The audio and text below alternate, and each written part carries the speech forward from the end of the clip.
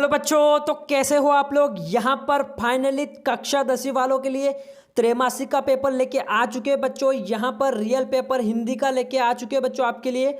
यहाँ पर देख सकते हो आप, त्रैमासिक परीक्षा 2022 कक्षा 10वीं विषय हिंदी का पेपर है बच्चों। और यहाँ पर पूर्णांक आपको 75 को देखने को मिलेगा। समय आपका यहाँ पर 3 घंटे है बच्चों, ठीक है। आपको पीडीएफ थोड़ा ब्लर दिख रहा होगा, लेकिन कोई दिक्कत नहीं, मैं साफ साफ भी बता दूंगा आपको, पढ़ के सारा आंसर यहाँ पर प्रोवाइड करवा दूंगा बच्चों, ठीक है। बिल्कुल रियल पेपर है, कोई टेंशन वाली बात नहीं। यहाँ जो जो क्वेश्चन पूछे गए बच्चों आपके पेपर में 100% आने वाले बच्चों, ठीक है। तो आइए शुरू करते बच्चों। पहला क्वेश्चन क्या है। पहला क्वेश्चन है, सही विकल्प आपको चुनना है। तो इसका पहला है, कृष्ण भक्ति शाखा के प्रतिनिधि कवि है बच्चों। बहुत ही इंपॉर्टेंट है, इसका आंसर हो जाएगा बच्चों सूरदास जी, ठीक है। सूरदास जी इसका आंसर है। नेक्स्ट क्वेश्चन, क्वेश्चन नंबर 2, गोपियों का मन चुरा ले गए थे। इसका क्या है बच्चों, श्री कृष्ण। श्री कृष्ण इसका सही आंसर है। आप साथ साथ आंसर भी लिखते जाना बच्चों, ठीक है, मैं बताते जाऊंगा। नेक्स्ट क्वेश्चन, शिव धनुष को किसने तोड़ा था बच्चों। तो ये हो जाएगा श्री राम ने, श्री राम ने, ठीक है। नेक्स्ट क्या है बच्चों आपका, क्वेश्चन नंबर 4। क्वेश्चन नंबर 4 देख लीजिए बच्चों। नेताजी की मूर्ति की ऊंचाई कितनी थी बच्चों। तो वो होगी आपकी 2 फुट की, ठीक है, 2 फुट। नेक्स्ट क्वेश्चन, भोलानाथ अपने पिता के साथ कौन सा खेल खेलते थे बच्चों। तो वो हो जाएगा कुश्ती का। क्या बच्चों, कुश्ती का खेल खेलते थे, ठीक है। बहुत इंपॉर्टेंट है पूरा पेपर आपके लिए। यहाँ पर क्वेश्चन नंबर 6, प्रयोगवाद के जनक माने जाते थे। कौन है जनक, अज्ञेय, ठीक है, अज्ञेय इनका आंसर है बच्चों, अज्ञेय, ठीक है। नेक्स्ट क्वेश्चन देख लेते बच्चों। क्वेश्चन नंबर 2 आपका, यहाँ पर रिक्त स्थान आपको देखने को मिलेंगे बच्चों। क्वेश्चन नंबर 2 में रिक्त स्थान भरना है आपको, ठीक है। टोटल 6 नंबर के रहेंगे। पहला है, आधुनिक हिंदी साहित्य के जन्मदाता कौन है बच्चों। तो वो हो जाएंगे भारत तेंदु। कौन हो जाएंगे, भारत तेंदु। आप लिख लेना बच्चों कॉपी में, भारत तेंदु, ठीक है। नेक्स्ट क्वेश्चन क्या है बच्चों आपका, नेक्स्ट क्वेश्चन देख लीजिए बच्चों। यहाँ पर नेक्स्ट क्वेश्चन है, सूरदास, सूरदास के सम्राट माना जाते हैं। सूरदास किसके सम्राट है बच्चों, वात्सल्य के। क्या है बच्चों, वात्सल्य। आप लिख लेना कॉपी में, वात्सल्य के सम्राट माने जाते हैं।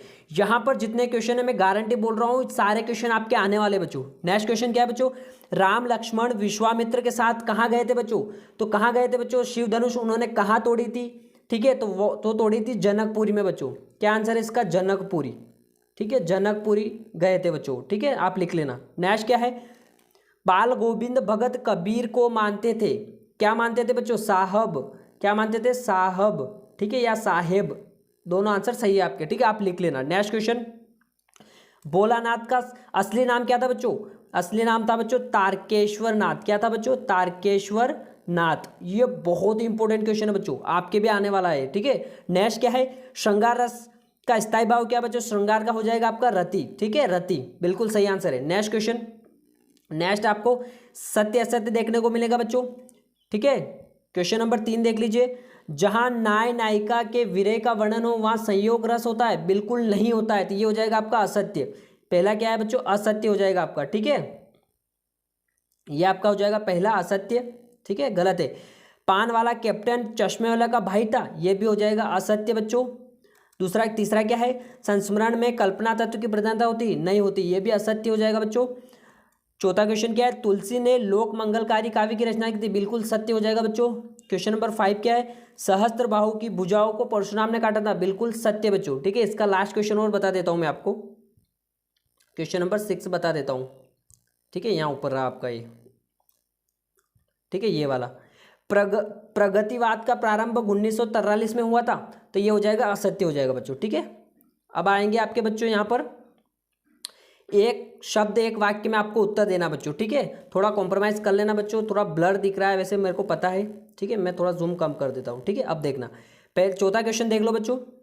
चौथा क्वेश्चन क्या है बच्चों, पहला क्वेश्चन इसका चौथे का, सूर सुरावली के कवि कौन था बच्चों। तो वो थे आपके सूरदास जी। आपको क्या लिखना बच्चों, सूरदास जी, ठीक है, सूरदास जी थे आपके कवि, ठीक है, पहले का आंसर। दूसरा क्या है, रिपोर्टाज किस भाषा का शब्द है बच्चों। तो ये हो जाएगा फ्रांसीसी। कौन सी भाषा का शब्द है, फ्रांसीसी, ठीक है, फ्रांसीसी आप लिख लेना बच्चों। नेक्स्ट क्या है, संचारी भावों की संख्या कितनी बच्चों, 33 होती है। संचारी भावों की संख्या कितनी होती है बच्चों, 33, ठीक है। नेक्स्ट क्या है, नेक्स्ट क्वेश्चन क्या है, क्वेश्चन नंबर 4, मधुकर किसके लिए प्रयोग हुआ है। तो ये हुआ है उद्धव जी के, ठीक है, उद्धव जी के लिए प्रयोग हुआ है, ठीक है, जब वो गोकुल आए थे बच्चों, ठीक है। नेक्स्ट क्या है, क्वेश्चन नंबर 5, बच्चों को कौन सी शरारत महंगी पड़ी? तो इसका हो जाएगा सांप का निकलना। क्या हो जाएगा बच्चों? सांप का निकलना। ठीक है, ये लिख लेना आप। ठीक है, नेक्स्ट क्या है बच्चों? बाल गोविंद हर वर्ष कहाँ स्नान करने जाते थे? तो वो जाते थे बच्चों गंगा के किनारे। यहाँ पर आता है गंगा स्नान करने के लिए जाते थे। ठीक है, क्वेश्चन नंबर 5 यानी कि सही जोड़ी आपको यहाँ पर बनाना बच्चों, सही जोड़ी। ठीक है, क्वेश्चन नंबर 5 देख लीजिए, सही जोड़ी क्या है बच्चों? सही जोड़ी में पहला है योग का संदेश किसने दिया था बच्चों? तो उद्धव जी ने दिया था। पहले का हो जाएगा उद्धव जी। ठीक है, रामचरितमानस किसकी रचना है बच्चों? तुलसीदास की हो जाएगी बच्चों। बाल गोविंद भगत कौन थे बच्चों? कबीरपंथी थे बच्चों, कबीरपंथी। ठीक है, नेक्स्ट क्या है?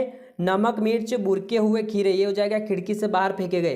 फिर साथी लड़कों को देखता देख भोलानाथ क्या हो गया? सिसकना भूल गया बच्चों। लास्ट क्या है? उपकार करने वाला हो जाएगा कृतज्ञ। ठीक है, नेक्स्ट क्वेश्चन देख लेते बच्चों, सारे इंपॉर्टेंट बता देता हूं मैं अब आपको।